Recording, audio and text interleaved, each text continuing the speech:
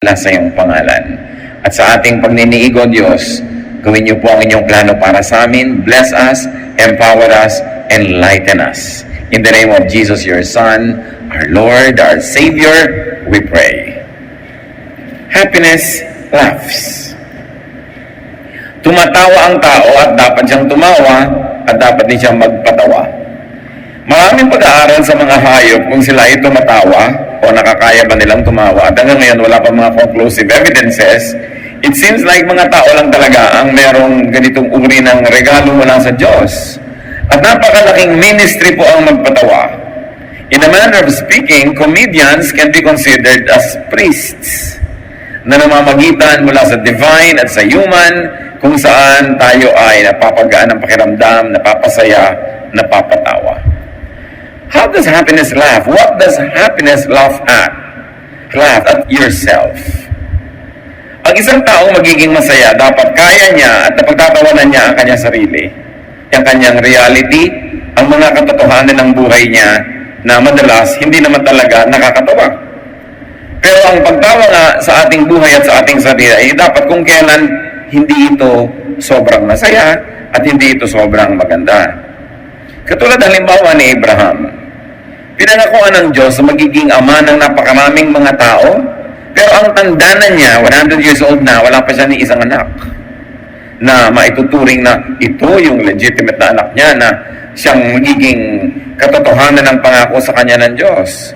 Minsan dinalo siya ng Diyos at may mga kasama pang mga anghel ang Diyos at hindi nagpakilala, pero nakaramdam sa Abraham na kakaiba itong kanyang panauhin. Genesis 17, 16 to 17. Ipinangako ng Diyos sa pagpapalain niya si Sarah at magdadalang tao samantalang over 90 years old na yung tao. Sabi ng Diyos, I will bless her and you will have a son by her. She will become the mother of nations and some of her descendants will live and be kings. Abraham bowed with his face to the ground and thought, I am almost 100 years old. How can I become a father? And Sarah is 90. How can she have a child? So he started laughing. Kaharap ni Abraham ang Panginoong Diyos, napaka-serious ng subject matter, pero hindi niya napigil at hindi naman niya pinigil na tumawa. Ano ang kanyang tinatawanan? Yung katotohanan na siya ay halos ang daang taon na at ang kanyang asawa ay mahigit 70 taon na, tapos sasabihan pa siya ng Diyos na magkakaroon pa daw sila ng anak. Isang lesson dito is love at yourself, not at others. Minsan yung comedy nagiging tragedy kasi ang pinagtatawanan iba. Dapat humanap ka sa buhay mo ng siya mong ikakatawa. At ang hinaharap nga natin yung normally hindi naman nakakatawa by itself, dahil bakit kailangan mo pa mag-effort tumawa ay kung nakakatawa na talaga. Pero yung nakakalungkot, pag nahanapan mo yun ng nakakatawa at nakakatawa, blessed ka. Laugh at your situation. Maraming sitwasyon sa buhay hindi maganda sa tingin natin. Hindi dapat ipagdiwang at lalong hindi dapat ikatuwa. Pero anong choice mo? Malungkot, magmukmok, magalit sa mundo. That's your only other choice. So choose to laugh at it. Genesis 18, 10 to 14, kakambal ng kwento kanina. One of the guests was the Lord. And he said, I'll come back about this time next year, and when I do, Sarah will already have a son. Sarah was behind Abraham, listening at the entrance to the tent. Abraham and Sarah were very old, and Sarah was well past the age of having children. So she laughed and said to herself, now that I am worn out and my husband is old, will I really know such happiness? The Lord asked Abraham, why did Sarah laugh?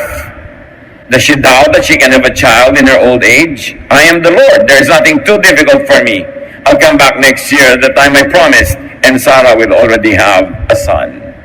So hindi lang si Abraham ang natawadan sa kanyang kalagayan, si Sarah din, nadidinig niya kasi sa likod ng kortina ang pinag-uusapan ng kanyang asawang si Abraham at ng Diyos. At sabi ni Sarah, ako, past 90 na, will I have this happiness? Siguro hindi lang yung pagkakaroon ng anak ang kanyang pinagtatawanan, kundi mismo yung capacity nilang dalawa para magtalik at magkaroon pa ng anak pa. So niya, tanda-tanda na ng asawa ko. And she found it something to laugh at. Not something to sneer at or to deride God about, pero nakakita siya ng humor, nakakita siya ng biro. At sa katotohanan, ang Diyos, pagka binasa niyo between the lines, very humorous. Halimbawa, ang Panginoong Jesus, sabi niya, pakainin niyo mga tao, libo-libo. Sabi, wala po tayong papakain. Gumawa tayo ng paraan. Sabi ko, akala pakainin ng mga tao. So, nung ang Panginoon naghimala, no? Di ba, tatlong konting tinapay, konting isda, pinaghati-hati. Ilan ang natira ang mga tira, yung mga pispis? 12 basket nung nakolekta. 12 disciples, tigi-tigi sa siguro sila ng basket na bit-bit ng mga tira. Dahil sabi nila, wala tayong ipapakain. Para ngayon, makita nila the humor of the situation, ang dami namang sobra, at silang inang nahirapang magbuhat. Pag tinignan ninyo yung mga dealings ng Lord, marami humorous. Kasi kadalasan lang, pag binabasa natin yung Bible, parang dan, yung ang banal-banal ng reaction mo, wala talagang humor. Pero try to read the Bible with an eye for humor and you will find lots of jokes. So laugh at your situation, not at other people's situation. Anong ibig sabihin nito ng laughter ni Sarah at ni Abraham? It's acceptance of or resignation to a harsh reality. Natanggap na nila na hindi na sila magkakaanak, natanggap na nila na matanda na sila, hindi na matutupad yung pangako sa kanila ng Diyos, kaya sila natawa. Kasi pag natatanggap na natin with resignation, yung mga mapapait, nawawala yung bitterness at galit natin laban doon, nagsisimula tayong mabless. Hindi lagi mong nire-resist. When you're always resisting ang nagaganap sa iyong buhay, yung tinatawag nilang kapalaran, lagi kang nagagalit sa nangyayari sa iyo, hindi ka magiging handa to see the humor in life, and you will probably not be ready to accept and receive the blessing. The laughter here means a capacity for happiness in spite of the impossibility or the seeming impossibility of the promise, in spite of the situation, natawa sila. Kaya pa rin nilang tumawa. Hindi sila galit sa mundo. And the laughter here means a conditioning of oneself to be happy or at least to be cheerful. If you cannot be happy, you can at least be cheerful. Magkaiba naman yun eh. Hindi yung unhappy ka na nga, tapos grumpy ka pa, at pagtapos yung nakasimangot ka pa, galit ka pa sa mundo, kahit tuloy may nakakatawa, hindi ka natatawa. Dahil hinanda mo na yung sarili mo na huwag matawa, kaya nagagalit ka pa sa natatawa. Laugh at your life. Life at the seasons of your life.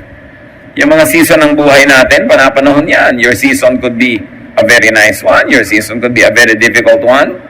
Ecclesiastes 3:1-4, everything on earth has its own time and its own season. There's a time for birth and death, planting and reaping, for killing and healing, destroying and building, for crying and laughing, weeping and dancing. Nothing is permanent.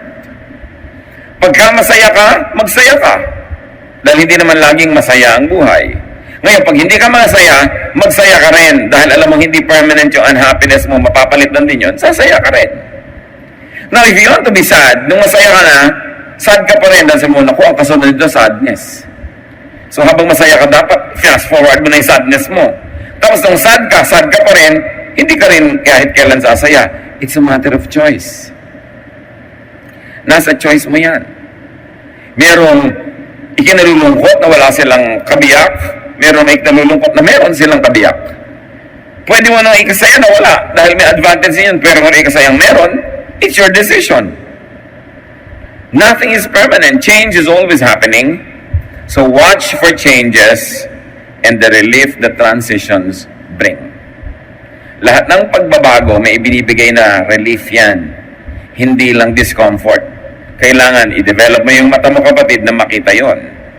Fortify your life with a positive attitude and optimism. Paano mo nalalagyan ng pader ang buhay mo para mailigtas ka sa mga lungkot nito? Doon mag-develop ka ng optimism. Yung ang nakikita mo, positive. Yung proverbial kasabihan that some people see a glass half empty. Pagka sila ay negative ang paningin. Some people see a glass half full kung positive ang paningin nila. So kung may kalahating baso pa ng tubig, sabi mo, ay, meron pang natirang kalahati, positive ang attitude mo. Kung negative naman, ay, wala na yung kalahati, naubos na, kalahati na lang natira. Pwede mong gawing negative. So the same kalahating basong tubig will make you feel good or bad. It depends on your attitude. Kailangan patibayin mo ang iyong buhay sa pag-develop ng isang very positive disposition. Nasiraan kayo ng sasakyan, matagal gagawin, o maghahanap ka ng kain na ng halo-halo, kakain kayo ng halo-halo, mangunguyakoy kayo doon sa tindahan ng halo-halo. Kasi magreklamo ka sa buhay at magalit, maghihintay ka rin naman habang ginagawa yung sasakyan mo. It's all up to you. Fortify your life with contentment on demand. Yung, ay kailangan may makita akong contentment. Kailangan sumaya ako sa sitwasyon na ito kahit na sinasabi ng iba, hindi ako dapat maging masaya. Nasa sayo yon. Fortify your life with cheerfulness. Positive dapat tayo sa paningin. Proverbs 15:15, the poor have a hard life, but being content is as good as an endless feast. So yung totoo, mahirap ang buhay ng mga mahirap kasi mahirap maghanap buhay ng konti yung kinikita mo sa sobrang pagod. Sabi niya, pero kung kontento, daig mo pa ang may piyesta araw-araw. Kung mayaman ka naman, wala kang contentment, kahit piyesta araw-araw, hindi ka pa rin masaya at nasisiyahan. Bit-bit mo ang iyong kaligayahan, dala-dala mo rin ang iyong kalungkutan. Nasa sayo kung alin na yung bibitawan at kung alin ang iyong patuloy na bubuhatin. So laugh at your comedy. Ang buhay ng tao, ang dami-daming comedy. Laugh at your tragedy or laugh in spite of your tragedy. Kaya sa drama, yung mukha ng tao, ang dali-daling pinapalungkot, pinapababa lang yung labing ganyan. Sa pinapasaya naman, pinapataas lang. It's the same mouth, it's the same lips. A few directions, a few movements of some muscles will already determine your disposition. Ngayon, kung masaya ka, it shows on your face. Pero kung hindi ka tunay na masaya at pinapasaya mo yung mukha mo magiging entry point ng happiness into your heart. Kaya magiging happy ka rin. You have to reverse the cycle of loneliness by at least showing a cheerful disposition, by singing a song, by smiling, by laughing, at makikita nyo may energy sa yung cheerfulness, it could turn into happiness. Kailangan yun. Yung iba naman happy na, ayaw pa maging cheerful, ayaw pa magpahalata. Ang happy-happy na. Ang laki ng kinita sa negosyo, huy, tumipa ka ba? Konti. Ayaw pang magpahalata, no? Na masaya. Gusto nang tumalon at tumili sa saya, pero ngingiti.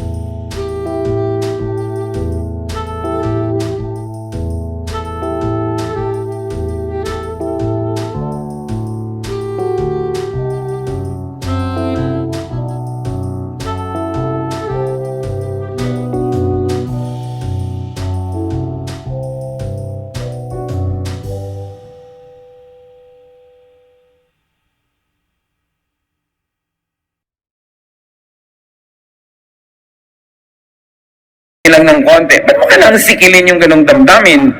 Kailangan express mo yan. For example, 2, 1, 2, 3, Hannah prayed, "You make me strong and happy, Lord. You rescued me. Now I can be glad and laugh at my enemies. No other God is like you. We're safer with you than on a high mountain. I can tell those proud people, stop boasting. Nothing is hidden from the Lord, and He judges what we do." So sabi niya, you made me strong and happy. Nire-recognize itong si Hannah na ang happiness sa Diyos yan ang gagaling.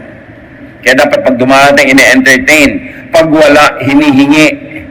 Pagka wala, pinaposition mo yung sarili mo para ma-attract sa iyo yung happiness at lapitan ka niya. Alam niyo, ang happiness, ang gusto niyang kasama, kapwa happiness. So pag yung angel of happiness, naghahanap ng kakalungan, makakasama, nakita ka na kasimangot, sa palagay mo, lalapit sa'yo? No. Pero pag may nakita yung nagsasaya, doon pa rin ulit sasama, because happiness begets happiness. Kaya kailangan ina-attract mo yung happiness. Sa itsura mo, sa kulay ng damit mo, sa ayos ng furniture mo, sa itsura ng hain mo, you attract happiness. Kahit ang iulam mo lang tuyo, pero korting bulaklak pa ang mga kamatis na nakapaligid, You attract happiness, pero may tatlong tuyo doon na hiwa-hiwalay pa, nakakaantok tingnan. Di ba? Nakakawalang ganang kainin, lalo't ang lamig-lamig na. Tapos, hindi pa nakangiti ang mga kumakain. Si Job, na ang daming naranasan na hirap sa buhay, chapter 5, 23 to 26. In times of war and famine, God will keep you safe. You will be sheltered without fear of hurtful words or any other weapon. You will laugh at the threat of destruction and famine. Di ba pag may threat of destruction and famine, you are scared, say, you will laugh. Tinatakot ka ng buhay na maghihirap ka, tatanda ka, magkakasakit ka, you will laugh. Yung Proverbs 31 lady, you will laugh at the days to come. Yun ang sinasabi. And you won't be afraid of wild animals. They will no longer be fierce, and your rocky fields will become friendly. Your home will be secure, and your sheep will be safe. You will have more descendants, and there are blades of grass on the face of the earth. You will live a long life, and your body will be strong until the day you die. This is the hope of somebody who believes in God. This is the promise that people who believe in God will always hold on to, no matter how bleak the present time is. Kaya sabi niya, in times of war and famine, in times of threats of destruction, you will laugh. Meron tayong pwedeng pagkunan ng malalim na ligaya kahit yung katabi nating katotohanan, the immediate and the here and the now, seem to be very difficult. Because you know that God is in control and that God loves His people. Your situation will change. Or if your situation doesn't change soon enough, you can change your attitude about your situation. Dalawa lang naman ang pwedeng magbago. Nagbago yung sitwasyon, o binago mo ang iyong pananaw. Katulad nung grape na hindi maabot-abot ng bear, yung sour grape. Inaabot niya yung grape, hindi niya maabot. Sabi niya, di bale, maasim naman. Huwag na lang. Pinalitan niya yung attitude niya para hindi siya malungkot. Yan tinatawag na sour grapes. Nag-sour grapes ka na naman. Sabi mo, hindi ka ba niligawan nung lalaking yan? Wala namang kwento, mukhang tamad. Sour grape, di ba? Kahit nga tamad, bubuhayin mo, iligawa ka lang. No? Pero, sour grape ka lang dyan. Defense mechanism natin yon. Bakit mo naman papalungkotin yung sarili mo sa nakakalungkot na sitwasyon na nga? Umimbento ka lang parang para sumaya. It is your duty to yourself. We have to cope. At mga kapatid, yung mga ibang tao, yung mga coping mechanisms nila, huwag nating maliitin, huwag nating masamain when people are just trying to cope. Kung minsan may nagtatawa na ang lakas, naiinis agad yung mga manang. Ihirapan agad yung nagtatawa na ng malakas. Ano man ang malay mo, 30 araw na siyang umiiyak, ngayon lang siya gumawa ng kaligayahan, o kaya umiimbento kahit hindi totoo para lapitan mo lang siya ng kaligayahan, siya ay naglalagay ng pain, tumatawa siya, tapos magagalit ka pa sa kanya.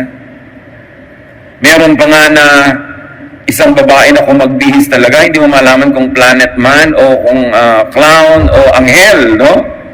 May mga conservative na women sa church, pinagsabihan siya. Sabi niya, sister, bakit naman ganyan ka magdamit? Hindi nakaka-glorify ka, Lord. Hindi daw nakaka-glorify. Alam niya, sabi ng kapatid natin na yun, ito na lang ang kaligayahan kong natitira sa buhay. Kung alam niyo lang pinagdaanan kong pait at hirap, dito na lang ako sumasaya, papakialaman niyo pa ako. So mula nun, hindi na siya dinudge. Basta naman hindi malaswa yung damit mo, yung iba naman kasi pati pananamit ng kapwa, pinapakialaman. Ano ba naman itong babaeng to? Laki-laki ng ribbon sa ulo. Diba? Mabuti kung may kahon pa rin at ribbon nasa ulo. Masaya siya. Hindi ka naman inaano. Hindi mo alam ang ginagawa ng tao. Kung minsan may kain ng kain, meron naman, magpa-party. Sabi mo, ang hirap-hirap na nga niya, nagpa-party pa. Hindi mo alam yun na lang ang kaisa-isa niyang taya para sumaya siya, para makakope siya sa situation. We all cope. So you don't trivialize the mechanisms of people when they try to cope with loneliness and with sadness. Now, what's the wonder of laughter? Laughter is not only the best medicine, it is also the best defense and offense against tragedy. Pag kaya mong tumawa sa anumang bagay, hindi ka maitutumba ng anumang bagay na yon. Proverbs 17:22, if you are cheerful, you feel good. If you are sad, you hurt all over. So it's your choice. Will I be cheerful? Or will I be sad? Kung minsan yan ang hindi maintindihan ng napakaraming foreigner sa Pilipinas. Lubog-lubog na yung bahay, bahana. Eto na ngayon yung mga taga-dyaryo, kukuha ng picture, lahat ng tao. pa. Tawanan pa. Kahit na nga sa patay, iyak ka, tas, picture. Ngitian mo na dahil picture. Yung, marunong tayo mag-cope. Diba? Napakahalagang, yan ay napakahalagang regalo sa atin ng Diyos. Kasi meron tayong 28 mahigit na bulkan na active. Dinadalaw tayo ng mahigit 12 ng bagyo every year na nag-iuwi ng mga baha, mga landslide at kung ano-ano. Pagkatapos, napakarami pang mga politiko who are raping our country blind and depriving us of so much precious resources. Ang daming dapat ikalungkot sa buhay. Kung hindi tayo magiging cheerful, nagpakamatay na ang buong bayang Pilipinas. Pero hindi. We have this indomitable spirit. Kasi meron tayong cheerfulness. Meron tayong kakayahang magsaya sa konti-unti ang bagay, kaliit-liit ang bagay, kaya nating ipagdiwang ang buhay. At yan, huwag niyong palitan. Magandang karakter natin yan. Kahit minsan mukhang mababaw. No? Kahit minsan para yun lang, masaya ka na. Pero buti nga ako sumaya. Buti nga, madali akong masayahin, mababaw lang. Kasi ang hirap pa, ang dami pang kailangan para sumaya. Sabi, if you are cheerful, you feel good. So, pag hindi kayo masaya, mga kapatid, huwag kayong magmukmok. Humanap kayo na ikakasaya. Palitan nyo unang-una expression ng mukha nyo. Kasi yung expression ng mukha nyo, magnet yan. Pag nakasimangot yan, sa palagay nyo, anong tinatawag niya? Diba? Kalungkutan. So, kailangan mag-drawing ka ng ngiti sa iyong mga labi. Kahit hindi yun totoo sa iyong puso, mamaya magiging totoo na yun kasi tatablan ka ng sarili mong pagtatawa dyan. May effect yan. You can't always be happy, but you can choose to be cheerful. Nakakapagpagaling ng mga sugat ng damdamin ang ating cheerfulness. Now, cheerfulness is not dependent on outward events. It is dependent on your attitude. Therefore, you are in control of it. Hindi mo makontrol ang mga nangyayari sa labas, pero kaya mong kontrolin yung kalooban mo, pwede mong isagot doon cheerfulness. Because cheerfulness and laughter empowers. Kita ninyo, pag may malakas tumawa, parang kanya yung buong hall. Parang nabili na niya yung buong bus sa pagtawa niya, dinig ng lahat. Laughter empowers. No? Proverbs 17:22, a cheerful heart is good medicine, but a crushed spirit dries up the bones. Kaya tayo mga kapatid, merong ministry of cheerfulness. Kasi pagka ikaw ay malungkot, hindi lang sarili mo yung naapektuhan. Naapektuhan yung mga katabi mo, mga mahal sa buhay, mga nasa paligid. Tayo may pananagutan din sa isa't isa na magpasaya sa isa't isa. Hindi kung malungkot ka, may karapatan ka ng palungkutin lahat ng tao. Meron tayong pananagutan to keep a group spirit, no? Esprit de corps, kailangan buhay. At lahat yan nagko-contribute. Sa inyong pamilya, kung malungkot yung mood, magdagdag kayo ng happiness. Hindi yung tinakausap na kayo, ayaw pa kumibo, pinapakain na kayo, ayaw pa lumabas ng kwarto. Inaalagaan pa kayo. Samantalang dapat katulong kayo na nagpapasaya sa buong pamilya. Kung tayo mayroong mahal sa buhay na may sakit, meron tayong mahal sa buhay na nakaranas ng tragedy, o kaya namatayan ng ating pamilya, lahat tayo may tungkulin na itaas yung mood ng family. Hindi pababain pa yon. We should contribute, no, to the improvement of the atmosphere. Cheerfulness is self-help. Pag ang sarili mo ay pinapasaya mo, naiinip ka, it's self-help. Isa ng mga kalaban ng tao, inip. Lalo kung medyo may edad ka na ng konti o wala ka masyadong ginagawa, naiinip ka, anong gagawin mo? Kailangan you should cheer yourself up. Kaya yung mga iba, anong nangyayari pag naiinip, umiimbento ng mga bisyo, nagda-drugs, naglalasing, o kaya kung ano-anong sinusuot ng mga panganib, mga thrill, lalong problema ang nagiging bunga. Hindi lang tuloy inip yung nagiging problem, nagkakaroon pa ng crisis, nagkakaroon pa ng tragedy. Cheerfulness is first aid. At may mga tao na kung nagkakasagutan sila, nagkakainisan, kung may pumasok lang na isang nakakatawang bagay at pareho silang tumawa, solve na yung problem, hindi nalalaki yung gulo. Kasi yung pagtawa, nakaka-break yan ng momentum ng pag-aaway eh. Pag may nakakatawa, kaya kung minsan nag-aaway kayo, may isang kaibigan kayong kengkoy, pinapatawa kayo, nagagalit ka, huwag magpatawa dyan! Buti nga pinapatawa ka. Di ba? At kung kaya mong tumawa, tawanan mo. Kung hindi, imbentohan mo ng tawa. Masisira yung atmosphere of gloom at maaaring napakalaking pag-away ang hindi matutuloy dahil lang nagtawanan kayo. Cheerfulness is surgery. It can take off a part of your life that is undesirable or that is horrible. Pagka nagkaroon kayo ng katuwaan, cheerfulness is antidote. Kasi pag marami kang naipon na happiness and cheer in your life, kayang-kaya mong tumanggap ng mga hirap dahil maraming nakadeposit na positive, marami mang ma-withdraw na negative, ang natira pa rin maraming positive. So cheerfulness is defense and offense. It is a powerful survival mechanism. Kaya pag may tawa ng tawa, huwag yung pigilin. Huwag yung lagi yung sinisikil yung tawa ng tawa. Dahil musika, sa tenga natin yung laughter. Nakakahawa nga yan yung tawa. Subukan ninyo, maglagay kayo sa iPad nyo, kaya maglagay kayo sa recorder, maglagay kayo sa computer nyo ng mga tawa. Yung talagang tawang parang gumugulong sa sahig yung tumatawa. Makinig ka lang, natatawa ka na rin. Lagyan nyo kaya ng panaghoy. Ang i-recording nyo yung mga iyak. Kasi hindi nyo, may talab din sa inyo yan. Pinipili nyo kung anong dinidinig. Pinipili nyo kung anong pinapapasok sa tenga kasi pagpasok sa tenga, pumapasok sa brain. Pagkapasok dyan, brain na Kaya inaabangan nyo kung anong magandang pwedeng papasukin at makaka-effect sa inyo. Psalm 35, 27 to 28, Let all who want to win be happy and joyful.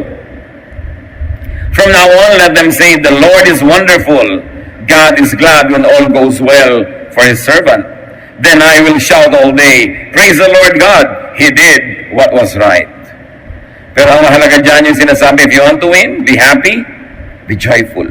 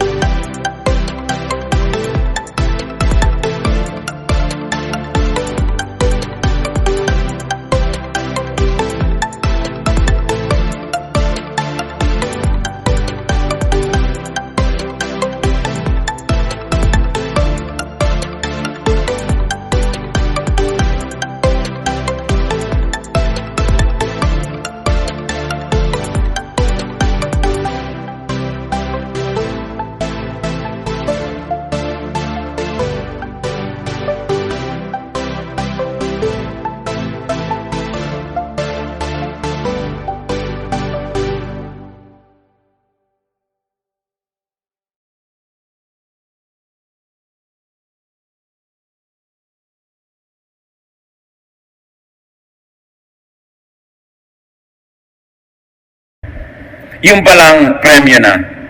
So find the bright, light, funny side of things. Lahat ng bagay has at least two sides. Gusto nyo mag-enroll, hindi kayo naka-enroll. May funny side din yun. Mag-e-exam kayo sa board, hindi kayo pumasa. May funny side din yun. There is also something that could be cheerful about kung hahanapin nyo lang. Laging at least two sides yan. So dapat ang hinahanap nyo yung magpapasaya, hindi yung magpapalungkot. Proverbs 15:30, A friendly smile makes you happy, and good news makes you feel strong. So minister with your smile and with your cheerfulness. A friendly smile daw makes you happy, tama naman. So why don't you make others happy by smiling?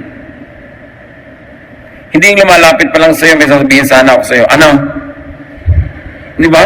A friendly smile makes people happy. Pwede mo sabihin, ano? Pwede mo naman sabihin, alam mo, kinakalungkot ko, hindi ko mabibigay ang gusto mo, pero nakangiti ka pa rin. Pero yung pang-discourage mo, baka kautangan, baka kahingan, baka kaabalahin, para kaagad tigre, bakit? That is not ministering to others. Especially to people close to you. Sa takot natin kumisang maabala, sa takot nating maistorbo, mautangan, mahingan, malugi, gano'n na yung mukha natin, mukhang pusang galit. Pero hindi nang hinihingi sa atin ang Biblia. You minister with your face. That when you let your face shine on people, they find a good reason, if not to be happy, at least to be cheerful. It is a ministry. Kahit anong oras, yung mukha natin, yung expression natin, either pinapagamit natin sa Diyos o kay Satanas. That we lift people up or we make them feel low and bad. Kumisan just to preserve our turf. So, minister with your smile. It's a ministry. Minister with your cheerfulness and benefit from other people's laughter. Ang hirap kuminsan, nakasakay ka sa jeepney, may nagtatawanan, nakakatawa talaga, pero pigil na pigil ka. Huwag ka na magpigil, makitawa ka na, makipaghampasan ka pa sa kanila. Diba? Kasali ka na agad sa kwentuhan. Yung biruin mo, nakikinig ka lang na minister ka, pero kuminsan may nadidinig ka, diba? Nade-depress ka. Kasi yung balita nila. So, nakaka-minister tayo sa mga tao, we make them feel good or we make them feel bad. Lahat ng pwedeng sumali ka sa kaligayahan, makisali. Huwag yung masyadong hard to get, masyadong conservative, masyadong pa-image, masyadong hindi ma-reach. Kasi at the end of the day, you'll be sad. Or at least you will not be happy. Psalm 16, 10 to 11. I am your chosen one. You won't leave me in the grave or let my body decay. You have shown me the path of life and you make me glad by being near to me. Sitting at your right side, I will always be joyful. So ang tinutukoy dito yung presence ng Amang Diyos. So sinasabi, katabi lang kita, kasama lang kita, masaya na ako. Eh hindi ba lagi naman talaga natin kasama ang Diyos? Wala ka nang pwedeng puntahan na wala doon ng Diyos. So wala kang dahilan para mawalan ng reason to be joyful about. Because you are in the presence of God, no matter what the situation. And if we're going to internalize that and operationalize that, ang liit ng darating sa iyong lungkot. At dumadapo man yan, maalala mo agad na hindi mo dapat i-entertain, itataboy mo agad. You cannot stop sadness, you cannot stop loneliness and worry from flying over your head, but you can stop them from nesting in your hair. Hindi mo dapat ini-entertain masyado matagal. Pag may naalala mo malungkot, ibahin mo, change channels, change the thoughts. Merong tugtog na nakakapagpalungkot sa iyo, huwag yan na i-play mo. Yun nagpapasaya. Dapat nagpapalungkot ka lang sa buhay mo at pinapayagan mo malungkot ka when you reflect and your reflection makes you wiser. Other than that, be kind to your emotion. Find happiness in God's presence and you will never run out of reasons to be happy. He who laughs wins. Proverbs 18:14, being cheerful helps when we are sick, but nothing helps when we give up. Marami mga pag-aaral na sa medisina, sa mga wellness fields, yung mga taong masayahin, mas madalis makarecover sa sakit. Yung mga malulungkutin, ang hirap tabla ng gamot. At madalis ma-infect. Mas madaling ma-infect ang mga taong malulungkutin kaysa mga taong masasayahin. Kaya dagdagan ninyo yung potential na kayo yung lumusog, lumakas, make yourself happy. And we are cheerful not only when we are healthy. Sabi, being cheerful helps one when we are sick. So kahit may sakit ka, maghanap ka ng ikakasaya. Diba? Maghanap ka ng ikakatuwa. Kaya nakakatuwa yung mga ospital na magagandang mga painting, masasaya mga scenery yung nasa room para ma-lift up ang iyong spirit. Para sumaya-saya ka. Ano ang mapapala mo pag nagmukmo ka? Ano ang mapapala mo kung naninimangot ka? Pati mga tao, iiwasan ka. So nababawasan yung potential that happiness be brought into your life. Happiness brings out laughter. But in turn, laughter can induce happiness. And po yung sinasabi natin kanina, pag masaya ka, matatawa ka. Pero kung hindi ka masaya, magtatawa ka, mamaya sasaya ka na rin. Kailangan gumawa ka ng paraan para makawala ka dun sa lungkot at yung pagtawa ang isang mabisang paraan. Psalm 126, 1-2. It seemed like a dream when the Lord brought us back to the city of Zion. We celebrated with laughter and joyful songs. So laughter is a celebration. Create and join activities and situations that induce and release laughter. Manood ng comedy imbes ng tragedy o lalo na imbes ng horror. Hindi ka naman magbabayad para tumaas ang presyon, para matakot, para kilabutan, para nervyusin. Masama sa katawan yun. Kailangan merong nakakatawa. Kung meron kayo mga paboritong pelikula na talagang natatawa kayo, replay lang, replay ng replay. Hindi naman nawawala ng talab yun. Pero ang nakikita ko maraming nire-replay ng mga tao, yung drama. Yung nakakaiyak, ito iiyak na naman siya sa part na yon. In fact, pag sisimula na siyang manood, may katabi pang isang kahon na Kleenex. Pero mo, ipapayakin mo ang sarili mo, nakakadrain yan. Kaya, maganda yung gift na meron kayong kaibigan na may sense of humor, no? Lagi nyo iimbitahin yun. Sasama kayo sa tao na may sense of humor, masigla, masayahin, kaysa yung mga taong laging malungkot.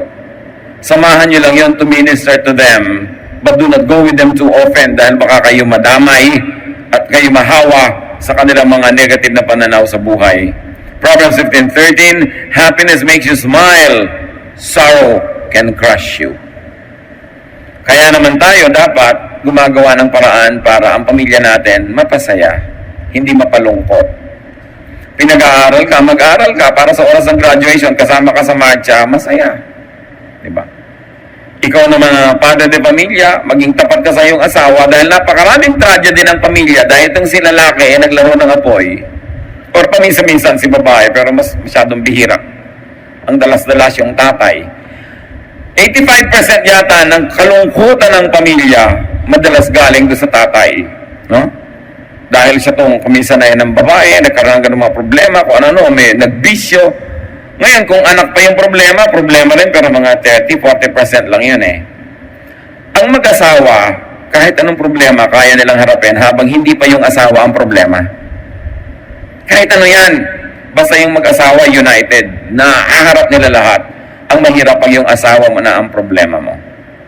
At totoo yan, napakalaking challenge sa mga Filipino fathers to create happy homes. Dahil madalas talaga ang dami-dami. This is scientific study na ang pinagmumula ng pinakamalalaking sobrang mga kalungkutan pagka yung tatay nagbisyo o ng babae.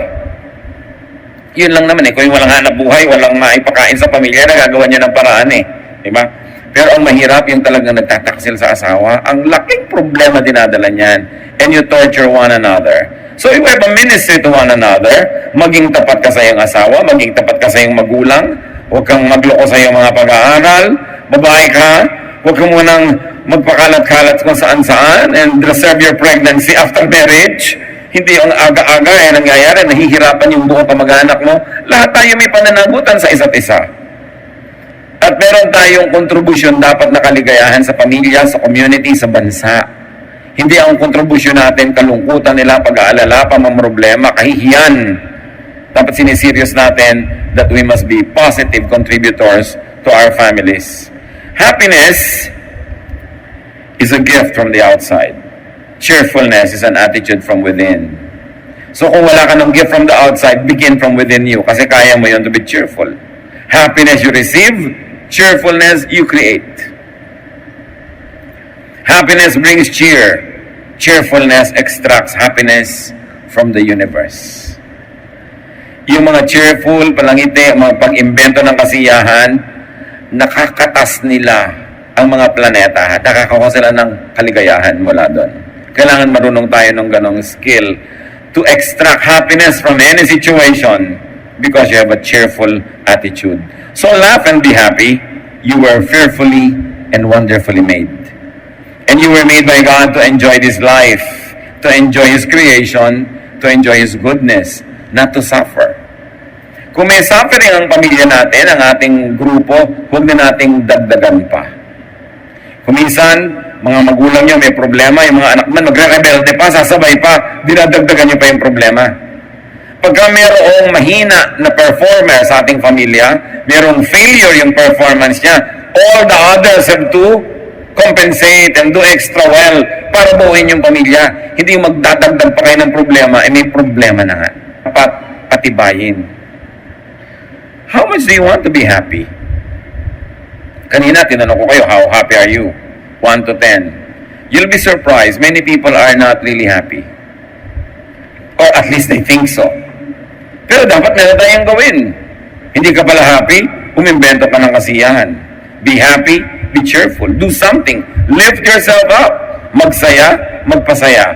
Dapat meron ka talagang happiness project. Ang dami nating project sa buhay eh. May project ka ba na sumaya? May project ka ba kung paano mo papasayahin pa ang iyong asawa? Iniisip mo ba yan? Paano ko pa siya papasayahin? May project ba tayo para, paano ko papasayahin ang mga bata, ang mga anak ko? Is that enough na pinapakain ko sila, pinag-aaral ko? Paano ko sila papasayahin? Mga anak, may project ba kayo? Paano ko papasayahin ang aking magulang? Minsan ang dami yung project, paano ko papasahin ang girlfriend ko, boyfriend ko, pero yung mga magulang, nakakalimutan. Kailangan, paano ko papasahin ang parents? At eto pa mga kapatid paano natin papasahin yung mga grandparents, yung mga lolo at lola? Mga nabiyuda, wala nang masyado ka-partner sa buhay, paano natin sila lalong paparamdamin na welcome sila at kasama sila at hindi sila nag-iisa? Paano natin bibigyan pa ng kulay, sigla yung mga nalalabing panahon nila dito sa lupa? Meron tayong pananagutan sa isa't isa. Pero para nyo magawa yon, pasayahin nyo